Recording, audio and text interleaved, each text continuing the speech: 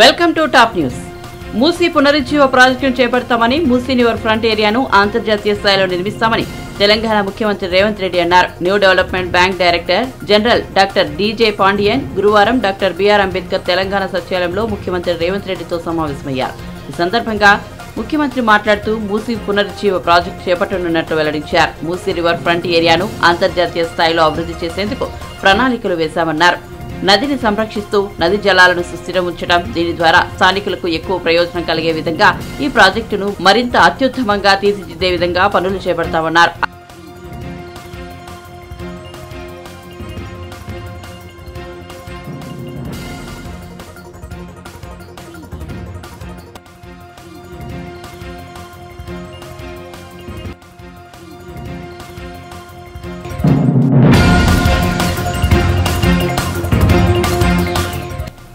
మన పార్టీ ఎమ్మెల్యేలు ఎవరైనా ముఖ్యమంత్రి రేవంత్ రెడ్డిని కలవాలంటే ముందుగా సమాచారం ఇవ్వాలని బీఆర్ఎస్ అధినేత మాజీ ముఖ్యమంత్రి కేసీఆర్ సూచించారు.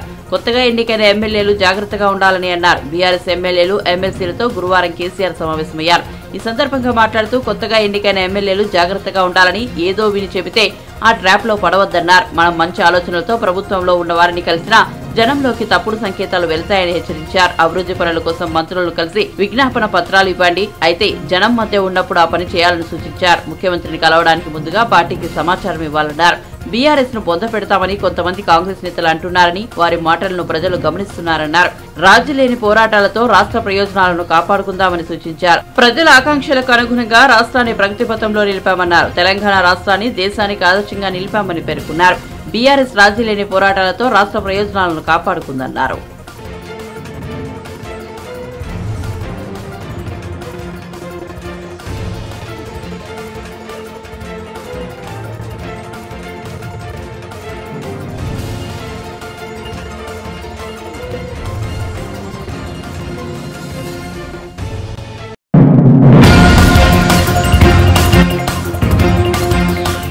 ఓటర్ల జాబితాలో తీవ్ర అవకతవకలు చోటు చేసుకున్నాయంటూ గత కొన్నాళ్లుగా విపక్షాలు పోరాటం సాగిస్తున్నాయి. తాజాగా ఇటీవల విడుదల చేసిన ఓటర్ తుది జాబితాలోనూ తప్పులు ఉన్నాయంటూ టీడీపీ పొలిట్ బ్యూరో సభ్యుడు వర్లరామయ్య కేంద్ర ఎన్నికల సంఘానికి 3 లేఖలు రాశారు.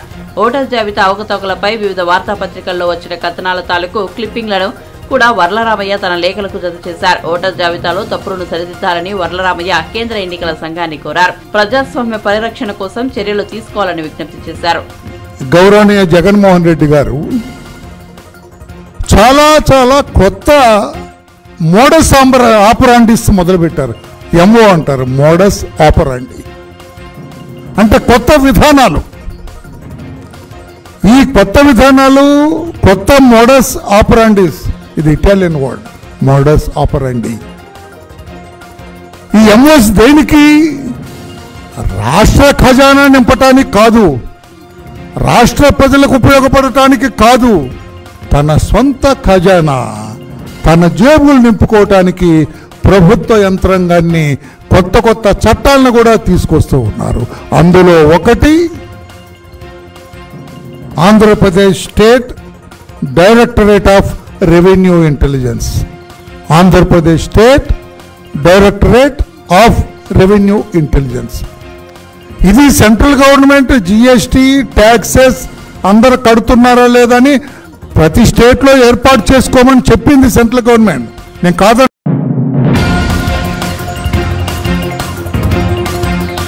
కేంద్ర ఆర్థిక మంత్రి నిర్మలా సీతారామన్ ప్రవేశపెట్టిన మధ్యంతర బడ్జెట్ పై బీఆర్ఎస్ ఎంపీలు కె కేశవరావు, నామా నాగేశ్వరరావు స్పందించారు. ఈ బడ్జెట్ నిరాశాజనకంగా ఉందన్నారు. బడ్జెట్ ప్రసంగమంతా సొంత డబ్బాల్లాగా ఉందని విమర్శించారు. అది చేశాం, ఇది చేశామంటూ గొప్పలు చెప్పుకునే ప్రయత్నం తప్ప ఏమీ లేదన్నారు. తెలంగాణకు ఎప్పటిలాగే మొండి చేయి చూపించారని విమర్శించారు. విభజన హామీలు, తెలంగాణకు రావాల్సిన నిధుల గురించి ఎక్కడా ప్రస్తావించలేదన్నారు. లోక్సభ ఎన్నికల నేపథ్యంలో ప్రచారం కోసం మాత్రమే బడ్జెట్ ప్రసంగాన్ని వాడుకున్నారని ఆరోపించారు. దేశ ప్రజల భవిష్యత్తుకు ఎలాంటి భరోసా కల్పించలేకపోయారన్నారు. కేంద్ర ఆర్థిక మంత్రి ప్రసంగం రాజకీయ ప్రసంగాన్ని తలపించిందన్నారు. మధ్యంతర బడ్జెట్ ఏ వర్గాన్ని సంతృప్తి పరచలేకపోయిందన్నారు. మా వర్కింగ్ ప్రెసిడెంట్ గారు కేటీఆర్ గారు, హరీష్ రావు గారు, అదేవిధంగా మా జిల్లాలో ఉన్నటువంటి ముఖ్య నాయకత్వం, నాతో పాటు వేదిక మీద ఉన్నటువంటి పెద్దలను కూడా ఖమ్మం జిల్లా పార్లమెంటు సమీక్ష చేసుకోవటం జరిగింది. అందులో భాగంగా ముఖ్యంగా చూసినట్టయితే గత 10 సంవత్సరాల నుంచి రాష్ట్రాన్ని అన్ని విధాలు కూడా అభివృద్ధి చేసి ఎప్పుడు లేని విధంగా భారతదేశంలో తెలంగాణ పటాన్ని సంక్షేమంలో అభివృద్ధిలో ముందుకు తీసుకుపోయినటువంటి మా నాయకుడు కేసీఆర్ గారికి మాకందరికి కూడా మొన్న జరిగినటువంటి అసెంబ్లీ ఎన్నికల్లో ప్రజల తీర్పుని గౌరవిస్తూ ఏ విధంగానైతే ఖమ్మం జిల్లాని తెలంగాణతో పాటుగా ఖమ్మం జిల్లాను కూడా పెద్ద ఎత్తున అభివృద్ధి జరిగింది. నేను ఒక తెలంగాణ రైతు బిడ్డగా తెలంగాణ కష్టాలు కళ్ళారా చూసినటువంటి వాడిని. తాగునీరు లేక సాగునీరు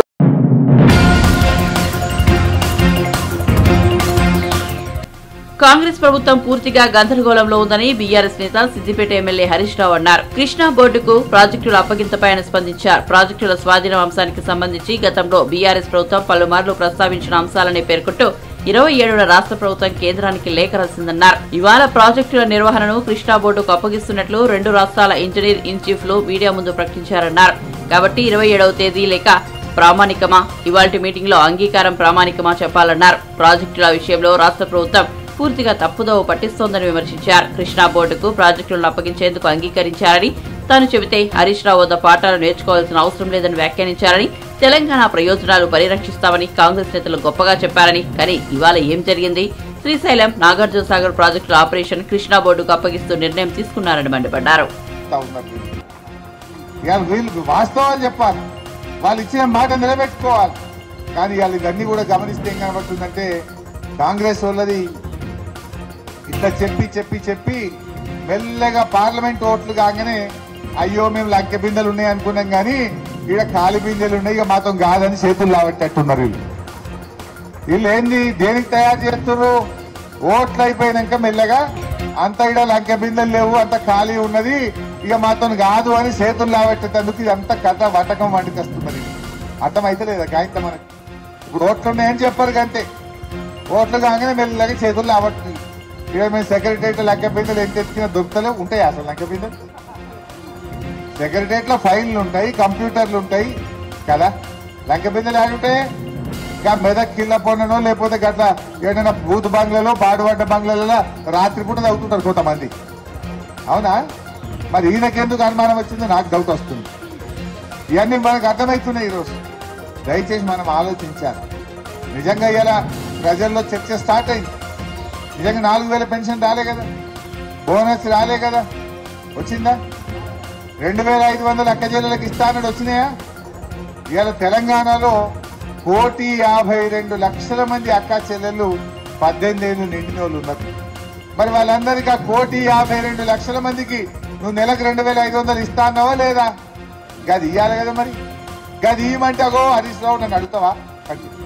మరి నువ్వే అన్నావు ఇస్తా అన్నావు కనుకనే ఇవ్వమంటున్నా. నీ 100 రోజులు ఎప్పటిలోగా అవుతుంది? మార్చి 17వ తారీఖు వరకు 100 రోజులు అవుతున్నాయి.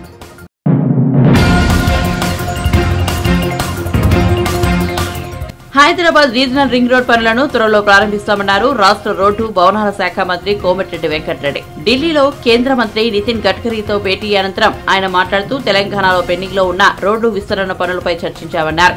రీజనల్ రింగ్ రోడ్ దక్షిణ భాగం ప్రాజెక్టు రిపోర్టుతో గడ్కరీని కలిసి చర్చించారని మంత్రి చెప్పారు. సంబంధిత కేంద్ర రాష్ట్ర అధికారులతో ఉన్నత స్థాయి సమావేశం నిర్వహించిన కోమటిరెడ్డి హైదరాబాద్ విజయవాడ జాతీయ రహదారి విస్తరణ అంశం కూడా చర్చించామన్నారు.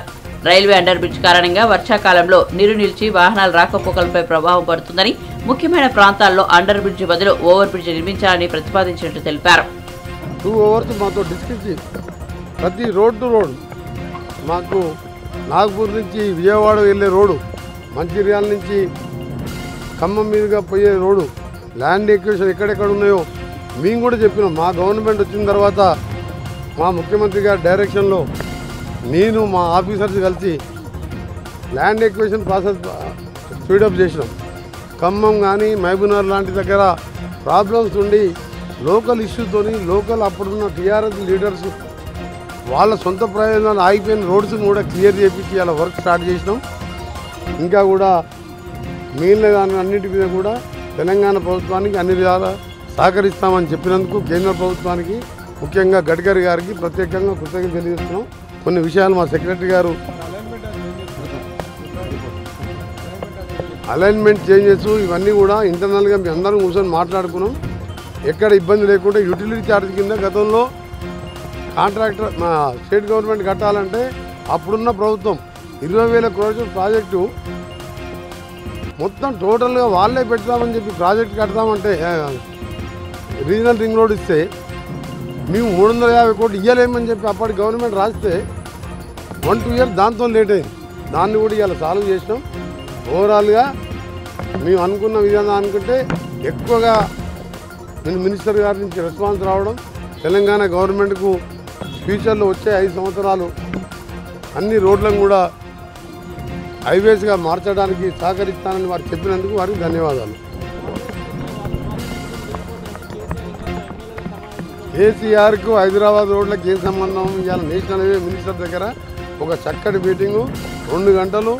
ఒక మినిస్టర్గా నేను రెండవసారి వచ్చినప్పుడు మొదటిసారి కటిసి కలిసినాం. కొన్ని రోడ్స్ ఇస్తే అప్పుడు నల్గొండ బైపాస్ రోజు టౌన్లోకి వెళ్ళి రోడ్డు పోవాలంటే టౌన్ అంతా కూడా వైండింగ్ చేయాలని అన్ని బిల్డింగ్స్ కూలగొట్టవలసి వస్తుంటే 700 కోట్లు ఈ యాన్యువల్ ప్లాన్ వచ్చి ఫిబ్రవరి 11కు రావాలని ఇన్వైట్ చేశాను. డెఫినెట్గా వస్తానని చెప్పి వాళ్ళ సెక్రటరీతో టచ్లో ఉన్నామని చెప్పారు. RRR రోడ్ కానీ టెండర్ పిలువని చెప్పిండ్రు.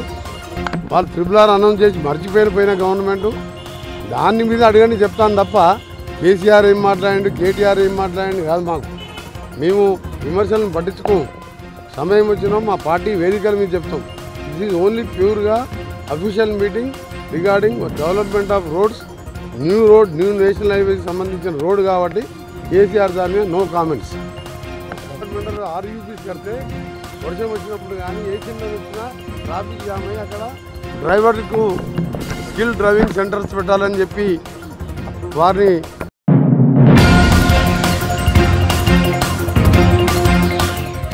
తెలంగాణ ముఖ్యమంత్రి రేవంత్ రెడ్డిపై ఆంధ్రప్రదేశ్ తెలుగు అకాడమీ చైర్పర్సన్ లక్ష్మీపార్వతి తీవ్ర వ్యాఖ్యలు చేశారు. సూర్యాపేట జిల్లా నడిగూడెంలో రాజావారికోటలో ఓ కార్యక్రమానికి హాజరయ్యారు ఆమె. ఈ సందర్భంగా మీడియాతో మాట్లాడారు. రాజకీయ పరిణతి, అనుభవం లేని ముఖ్యమంత్రి రేవంత్ రెడ్డి పాలనలో తెలంగాణ ప్రజలకు కష్టాలు తప్పవని హెచ్చరించారు.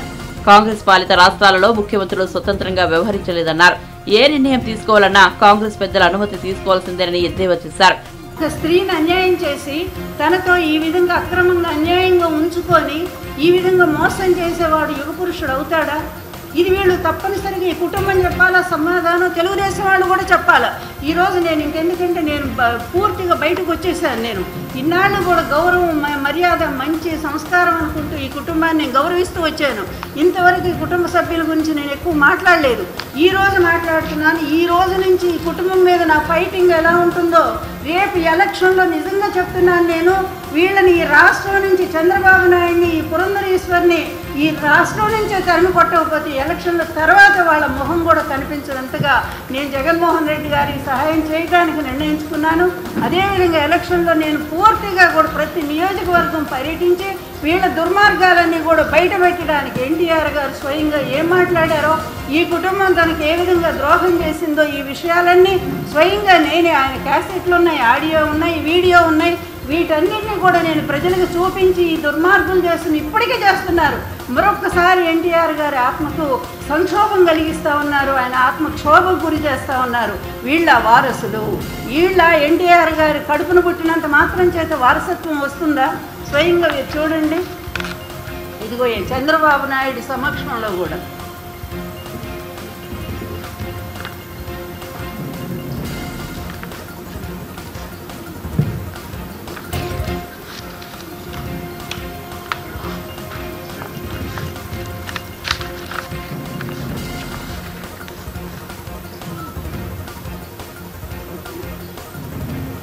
ఎందుకు నన్ను ఈ విధంగా మీరు 10 మందిలో చులకం చేస్తున్నారు? నన్ను చులకం చేయటం ద్వారా ఈ విధంగా ఎన్టీఆర్ గారిని అవమానం చేస్తున్నారు కదా. ఎందుకు చేస్తున్నారు? మీ తండ్రి గారు మీకు రక్తమాంసాలు పంచి ఇచ్చారు, అదేవిధంగా ఆస్తులు ఇచ్చారు, మిమ్మల్ని నిలబెట్టారు. ఇంత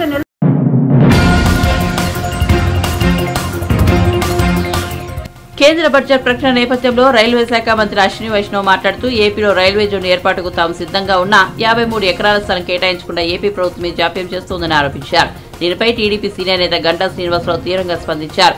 సిగ్గుపడాలి జగన్ గారు, కబ్జాల గుప్పిట్లో విశాఖ భూమాతను బందీ చేసి రైల్వే కోసం 53 ఎకరాల భూమిని ఇవ్వలేకపోయారంటూ ధ్వజమెత్తారు. రాష్ట్ర చరిత్రలోని కనీ విని ఎరుగని రీతిలో విశాఖలో ఓ దోపిడీకి పాల్పడ్డారు.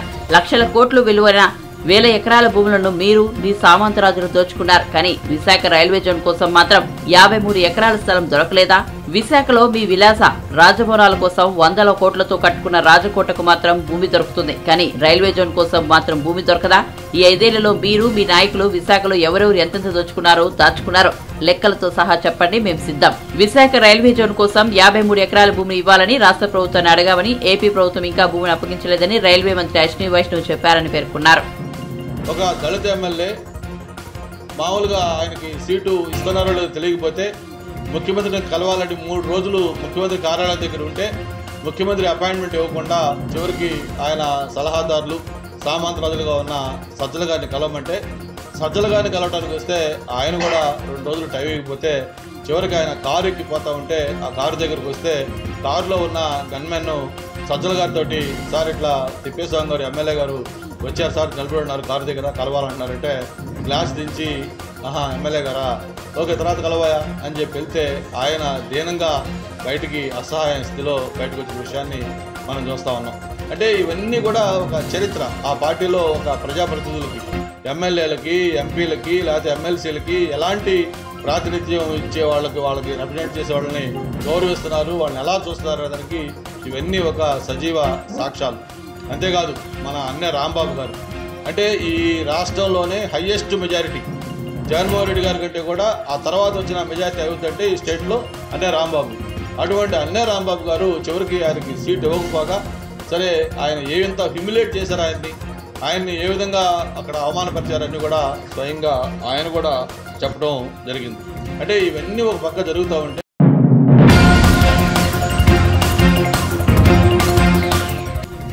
తమతో కొంతమంది బీఆర్ఎస్ ఎమ్మెల్యేలు టచ్ లో ఉన్నారని తెలంగాణ ప్రభుత్వ సలహాదారు షబ్బీర్ అలీ అన్నారు. కామారెడ్డిలో నిర్వహించిన మీడియా సమావేశంలో గురువారం ఆయన మాట్లాడారు. కాంగ్రెస్ ప్రభుత్వం ఉంటుందో పడిపోతుందో అంటూ కేటీఆర్ అహంకారపు మాటలు మాట్లాడుతున్నారని ధ్వజమెత్తారు. మేం కనుక ద్వారాలు తెరిస్తే బీఆర్ఎస్ ఖాళీ కావడం ఖాయమని షబ్బీర్ అలీ హెచ్చరించారు. కానీ పార్టీలో చేరికల విషయమే తమ అధిష్టానం ఇప్పుడు వద్దని చెబుతోందన్నారు.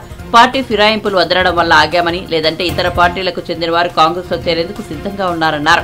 రానున్న లోక్సభ ఎన్నికల్లో బీఆర్ఎస్ కు ఒక్క సీటు కూడా రాదన్నారు. పార్లమెంట్ ఎన్నికలు బీజేపీ కాంగ్రెస్లకు మద్దతు పోటీ అని జోస్యం చెప్పారు.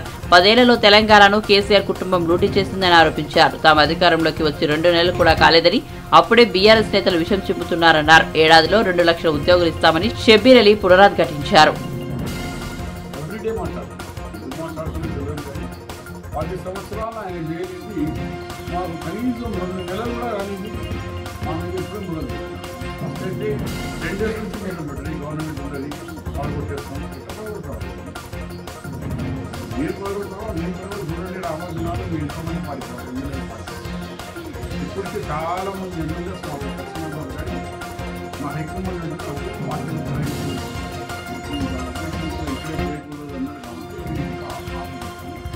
ఎనీ మూమెంట్ బీఆర్ఎస్ రాబోయే పార్లమెంట్ సీట్లు మాకు ఏమైనా ఉంటే బీజేపీకి పోటీ కానీ బీఆర్ఎస్ అసలు ఫినిష్ అయిపోతుంది.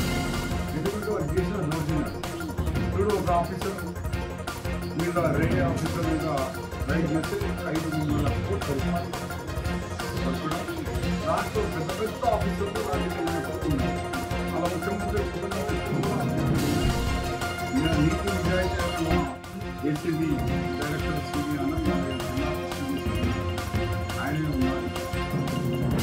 మరి మాకు నమ్మకం ఉంది ఆయన ఆనెస్ట్ ఆఫీసర్ కాబట్టి ఇంకా చాలా అధికారులు మీద అక్రమంగా సంపాదించిన మా గవర్నమెంట్ ఎవరికి కూడా రక్షించలేదు, ఎవరికి కూడా సపోర్ట్ చేయలేదు.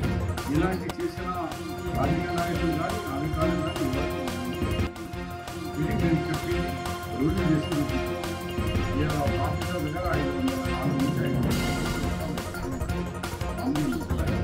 ఈ 10 సంవత్సరాలు ఈ కేటీఆర్ కుటుంబం రేపు అందరూ కూడా సపోర్ట్ కావాలా. కామారెడ్డి నుంచి నిజామాబాద్ 2 నామినేషన్స్ అయిపోయింది కాబట్టి కామారెడ్డి నిజామాబాద్ దాదాపు 500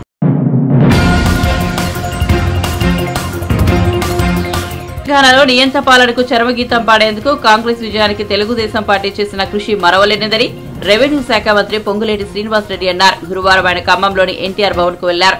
ఖమ్మం పార్లమెంట్ కమిటీ టీడీపీ అధ్యక్షుడు వాసిరెడ్డి రామనాథం ఆధ్వర్యంలో ఆ పార్టీ నేతలు ఆయనకు ఘన స్వాగతం పలికారు. అనంతరం ఎన్టీఆర్ విగ్రహానికి పొంగులేటి పూలమాలలు వేసి నివాళులర్పించారు. ఈ సందర్భంగా టీడీపీ నాయకులు ఆయనను సన్మానించారు. అనంతరం మంత్రి మాట్లాడుతూ ప్రజల అభీష్టం మేరకు నిస్వార్థంగా 119 నియోజకవర్గాల్లోనూ తెలుగు తమ్ముళ్లు కాంగ్రెస్ కు సంపూర్ణ మద్దతు ప్రకటించారు. అందుకు టీడీపీ అధినేత చంద్రబాబు నాయుడు, పార్టీ యువనేత లోకేష్ తో పాటు టీడీపీ కార్యవర్గ సభ్యులకు కాంగ్రెస్ తరపున మనస్ఫూర్తిగా అభినందనలు, కృతజ్ఞతలు తెలియజేస్తున్నానని అన్నారు. భవిష్యత్తులోనూ ఇలాగే కలిసి పనిచేద్దామని పిలుపునిచ్చారు.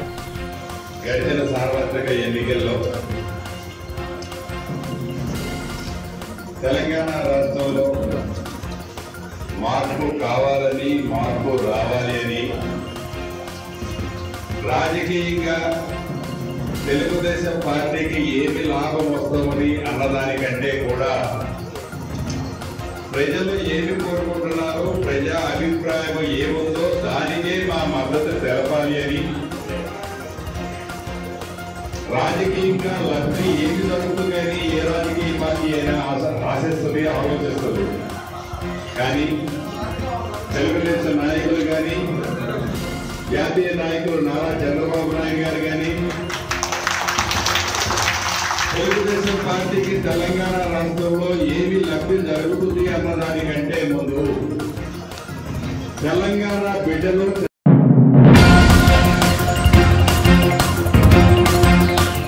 విశాఖ రైల్వే జోన్ ఏర్పాటు విషయంలో జాప్యం గురించి నన్నెందుకు అడుగుతున్నారు? ఏపీ ప్రభుత్వాన్ని అడగండని రైల్వే మంత్రి అశ్విని వైష్ణవ్ వ్యాఖ్యానించారు. కేంద్ర బడ్జెట్ ను పురస్కరించుకుని గురువారం తన కార్యాలయంలో విలేకరులతో మాట్లాడిన సందర్భంగా రైల్వే జోన్ ను ప్రస్తావించినప్పుడు ఆయన స్పందించారు. రైల్వే జోనల్ కార్యాలయం ఏర్పాటుకు అవసరమైన 53 ఎకరాలను రాష్ట్ర ప్రభుత్వం అప్పగించడం వల్లే ప్రారంభంలో జాప్యమవుతుందని చెప్పారు. ప్రభుత్వం భూమి అప్పగించిన రోజు నుంచే పనులు మొదలుపెట్టడానికి సిద్దమని, ఇప్పటికీ డీపీఆర్ కు ఆమోదం తెలపడం, అనుమతులు మంజూరు చేయడం పూర్తయిందని తెలిపారు. రాష్ట్ర ప్రభుత్వం భూమి ఇవ్వకపోవడం వల్లే జోన్ పనుల్లో జాప్యమవుతుందని వెల్లడించారు. Similarly, 45 stalls of one station, one product have been installed in Telangana.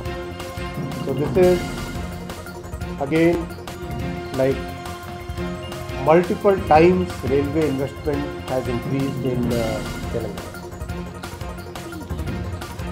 I'll come to Karnataka.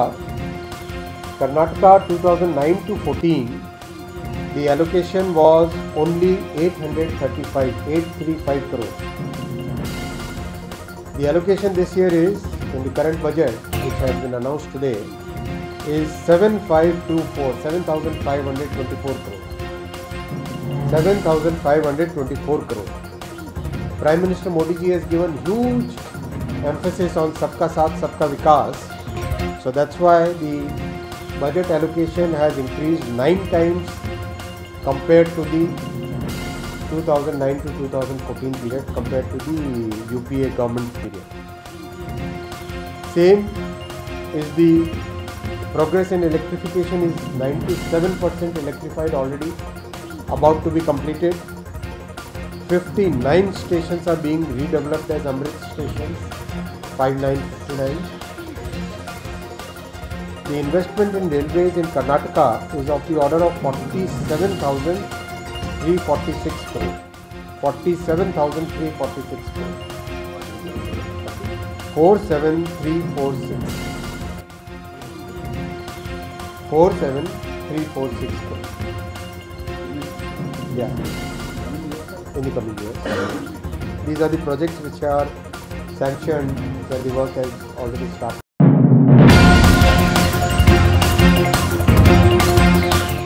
ఏపీలో సలహాదారులుగా నియమితులైన వారికి రాష్ట్ర ప్రభుత్వం ఇప్పటి వరకు వెచ్చించింది సుమారు 680 కోట్లని జనసేన పీఎస్సీ చైర్మన్ నాదెండ్ల మనోహర్ తెలిపారు. రాష్ట్ర ప్రభుత్వ ప్రధాన సలహాదారు సజ్జల రామకృష్ణారెడ్డి కోసమే 140 కోట్లు ఖర్చు చేయడం గమనార్హమని పేర్కొన్నారు.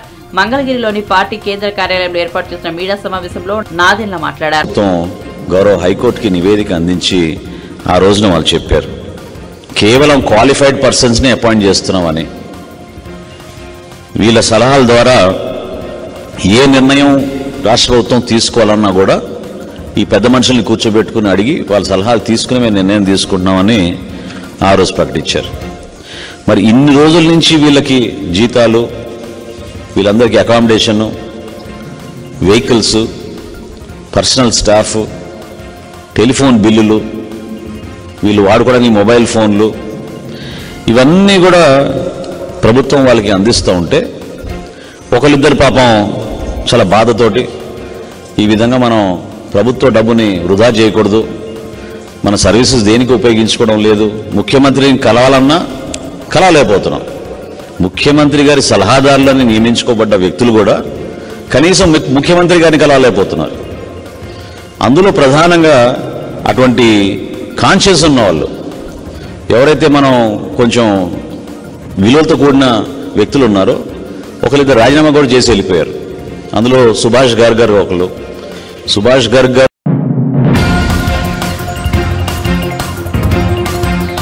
శ్రీకాకుళం జిల్లా పలాస రాజకీయాలు రోజు రోజుకి ఆసక్తి రేపుతున్నాయి. వైకాపా సీనియర్ నేత ఎమ్మెల్సీ దువ్వాడ శ్రీనివాస్ సోదరుడు దువ్వాడ శ్రీకాంత్ తన భవిష్యత్తు కార్యాచరణపై అనుచరులతో విడతల వారీగా సమావేశాలు నిర్వహిస్తున్నారు. గురువారం పలాస మండల కార్మిక వర్తక సంఘాలతో పాటు మండల పరిధిలోని అనుచరులతో కంబీర్గం తోటల్లో సమావేశమయ్యారు. నిర్ణయం తీసుకుంటామని, తాను కొట్టే దెబ్బకి గూప గుయ్యమనాలని వైకాపా నేతలను ఉద్దేశించి వ్యాఖ్యానించారు. ప్రతి ఒక్కరు అడుగుతుంటారు, రానున్న పీరియడ్ మీ అందరికీ తెలుసు, ఖచ్చితంగా కఠిన నిర్ణయం తీసుకోవాల్సి ఉంటుంది. ఆ నిర్ణయానికి మీరందరూ కట్టుబడి కూడా ఉంటారని ప్రగాఢ విశ్వాసం. నిర్ణయం చెప్పే సమయం వచ్చేటప్పుడు అందరికీ చెప్తారు. ఖచ్చితంగా ఐక్యం.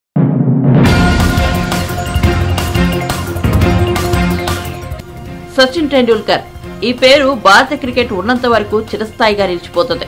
క్రికెట్ ప్రపంచంలో మహోన్నతుడు అనే స్థాయికి చేరిన అతి కొద్ది మంది క్రికెటర్లలో సచిన్ ఒకడు. భారత్ లో క్రికెట్ ఒక మతమైతే సచిన్ ఒక దేవుడు.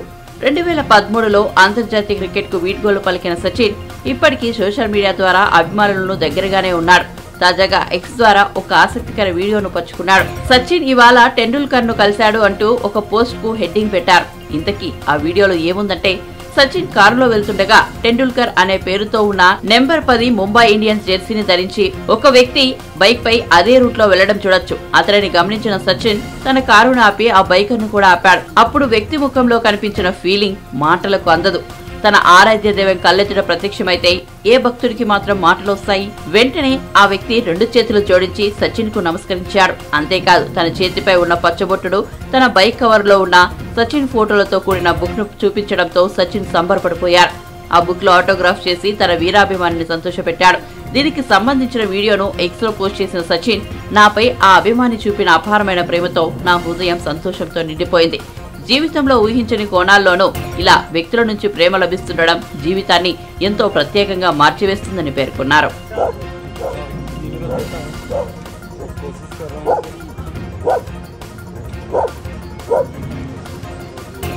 पहले का फोटो है। एक अच्छी बात ये कर रहे हैं, हेलमेट पहन के चला रहे हो स्कूटर, और हम भी सीट बेल्ट पहनते हैं।